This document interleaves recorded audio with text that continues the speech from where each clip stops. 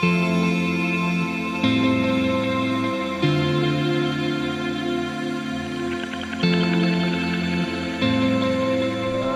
kembali lagi bersama gua di channel YouTube Rigza Design.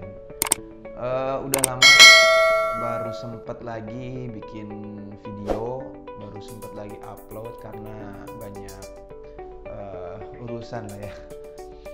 Lalu saya kemarin udah janji untuk meneruskan Viva Progress atau Viva Gallery yang kemarin kita sama-sama udah buat.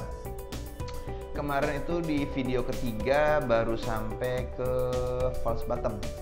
Nah sekarang gue akan bahas false bottom ke atas, mulai dari substrat apa yang gue pakai, lalu lampu apa yang gue pakai, lalu misting apa yang gue pakai, dan tanaman apa yang gue pakai. Simak terus videonya. Untuk yang pertama gue akan bahas adalah berarti setelah jaring itu kita ada substrat atau substrat lah ya. Di substrat ini gue menggunakan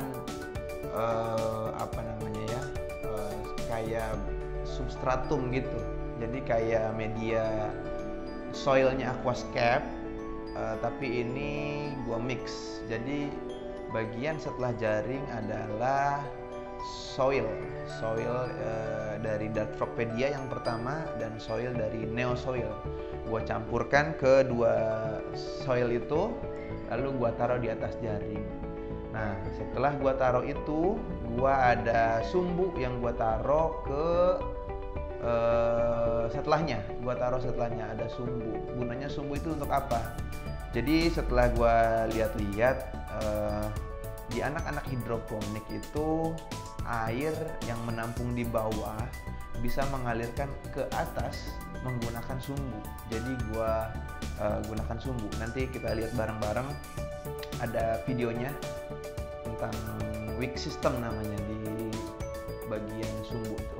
Setelah itu seperti biasa pada umumnya semua substrat yang dipakai untuk membuat aquarium yaitu ada kokopit, sphagnum moss, cocohas, dan saya tambahkan sedikit namanya itu batu apung sedikit agar lebih poros sedikit.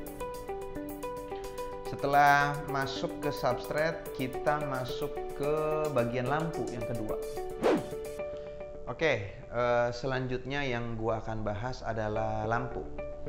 Di sini gua akan ngasih tahu dulu lampu apa yang gua pakai. Di sini gua pakai dua lampu. Lampu yang pertama gua pakai lampu aquascape. Lampu aquascape yang standar lah ya. Yang dijual-jual di toko-toko ikan pertama. Yang kedua, gua menggunakan lampu spektrum. Nah, gua akan kasih tahu kenapa alasan gua menggunakan dua lampu ini. Kenapa nggak cuma satu lampu? Kenapa harus dua lampu? Apakah dua lampu nggak kepanasan buat dalam? Oke, gua akan kasih tahu alasannya. Yang pertama, gue kasih gambaran. Jika atau ketika gue hanya menggunakan satu lampu, katakan gue pakai lampu yang ini aja nih, gue pakai lampu yang aquascape aja, tumbuh gak dia di dalam? Tetap tumbuh. Tetapi warna-warna untuk tanaman-tanaman yang dia bisa mengeluarkan warna, dia nggak akan keluar. Ya, ini kenapa dia keluar? Karena lanjut ke lampu kedua. Kenapa dia bisa keluar? Karena ada si lampu spektrum tadi. Jadi memancing atau memicu keluarnya warna pada tanaman. Seperti contohnya tanaman-tanaman ini. Ketika dia menggunakan lampu spektrum, warnanya dia akan keluar. Lihat merah-merah, terang-terang. Sementara untuk bromel-bromel atau tanaman-tanaman yang mempunyai warna merah, tapi dia tidak terlalu mendapatkan cahaya dari si spektrum tadi, lihat warna tanamannya tidak terlalu merata merahnya, hijau dia, yang di bawah-bawah. Tapi kalau yang di atas, lihat merahnya lumayan. Ini. Oke, itu dia alasan kenapa gua menggunakan dua jenis lampu ini. Selanjutnya, gue akan membahas misting yang gue pakai. Misting itu bahasa simpelnya alat semprot lah ya, mesin semprot otomatis lebih tepatnya. Di sini gua menggunakan misting merek Reptizu. Nanti gua akan tunjukin mesinnya.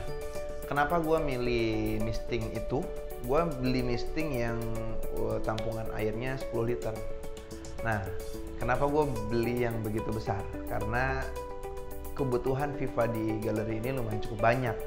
Sementara si misting Reptizu ini bisa sampai 20 titik, 20 nozzle. Jadi lumayan cukup rekomen sih buat gua kalau kita punya FIFA banyak pakainya ini. Gua akan tunjukin mesinnya. Ini dia mesinnya Reptizu. Untuk di awal, setelah planting awal, gua set dia pertama per 8 jam. Per 4 jam dia akan nyemprot selama 1 menit. Ini pengaturannya. Lalu makin sebulan 2 bulan gue kurangin. Sekarang tahapnya disemprotnya itu tetap 8 jam, cuma 30 detik. Tapi tekanan mistingnya gue tambahin lagi biar dia lebih kencang keluarnya. Kita akan coba tes mistingnya di FIFA sini. Yuk, lihat yuk sama-sama.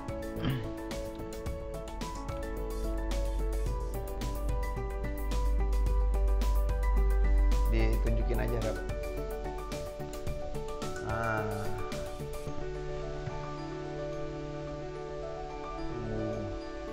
Dia bakal nyebar. Oke sih.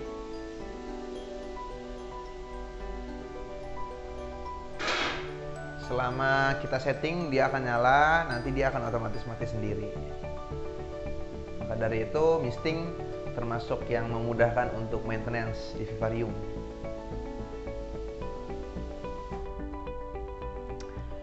Dan banyak yang belum tahu atau mungkin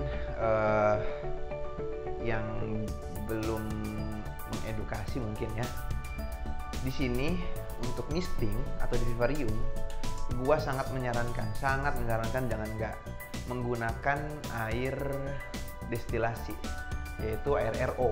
Kenapa menggunakan air RO? Gue punya alasannya. Sebenarnya pakai air tanah, pakai air pump, pakai air isi ulang bisa aja, tapi kurang rekomen.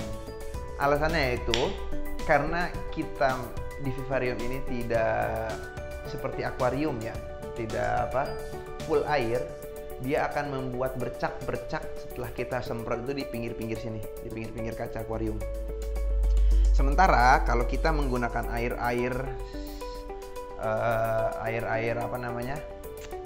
yang semacam lah selain destilasi, dia akan berkerak nih lama-lama kalau kita nggak pakai air destilasi.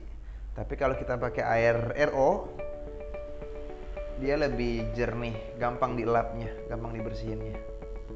Begitu. Dan yang kedua itu tidak menyumbat selang di misting buat air RO.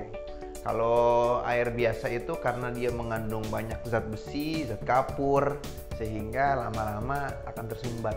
Oke, yang terakhir adalah plant atau tanamannya itu sendiri. Di sini di vivarium galeri gua ada beberapa saya dikirimin tanaman dari Ombox Aquatic. Buat teman-teman yang main vivarium atau terrarium yang mau pesen tanaman bisa di Ombox Aquatic. Nanti gue taruh IG-nya di sini nih. Terus tanamannya apa aja yang gue pakai? Sebenarnya kalau ngomongin soal tanaman itu sangat amat relatif, sangat amat banyak pilihannya. Yang terpenting adalah bagaimana kita tahu si tanaman ini dia membutuhkan low pencahayaan atau middle atau high. Kenapa saya menggarisbawahi itu? Karena ketika kita tidak tahu tanaman tersebut butuh cahaya tinggi atau sedang atau rendahnya, nanti bakalan dia akan geseng atau agak layu lah. Contohnya kayak gini nih. Untuk tanaman-tanaman fern atau jenis fern wayang kayak gini nih, pakis wayang. Kalau yang saya pelajari, yang saya pernah tanam, ketika dia langsung terkena sinar matahari, dia akan kuning gini nih. Tapi ketika dia agak di bawah, agak teduh sedikit, dia akan subur. Perbandingannya cuma sedikit, tapi karena dia dapat teduhannya, dia dapat hijaunya. Lalu mungkin juga dari segi penanaman saya juga kurang rapih, jadi sehingga dia mati. Banyak faktor sih sebenarnya. Lalu contohnya ada yang banyak dipakai, ada orchid, jewel orchid. Nah, untuk jenis tanaman orchid, dia adalah jenis tanaman yang mengikuti cahaya, sangat mengikuti cahaya. Saya kan kasih contoh. Mana ya? Oke, ini deh. Nih, dia akan terus naik ke atas tinggi karena dia mengikuti cahaya di sini. Kalaupun dia nanti ada kembangnya, pasti kembangnya. Kalaupun saya taruh di sini, di dalam, pasti dia akan mengok karena dia ikut mengikuti cahaya banget. Di sini ada bromelia, di sini gue pakai saga-saga nih, orchid, fittonia, mossnya juga weeping moss, ada fern moss, ada anggrek-anggerekan juga, rumpai segala macam. Ada tilansia. Nanti untuk mungkin ini ya, bakal next video bakal ada apa namanya, yang tema di movie, short movie gitu. Sinematik. Nanti bakal ada sinematik di video selanjutnya untuk memperlihatkan sisi-sisi detail di setiap bagian vivarium, dan akan ada penjelasan tentang jenis tanamannya. Itu aja sih.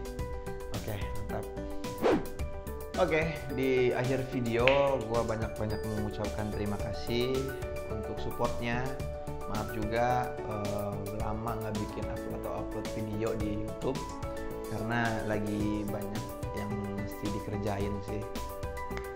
Lalu untuk pemesanan yang custom seperti tank custom terrariumnya atau lampu custom spektrumnya, bisa DM di IG kita di Rigza Design. Dan jangan lupa follow IG-nya, lalu subscribe, like, dan komen. Terima kasih.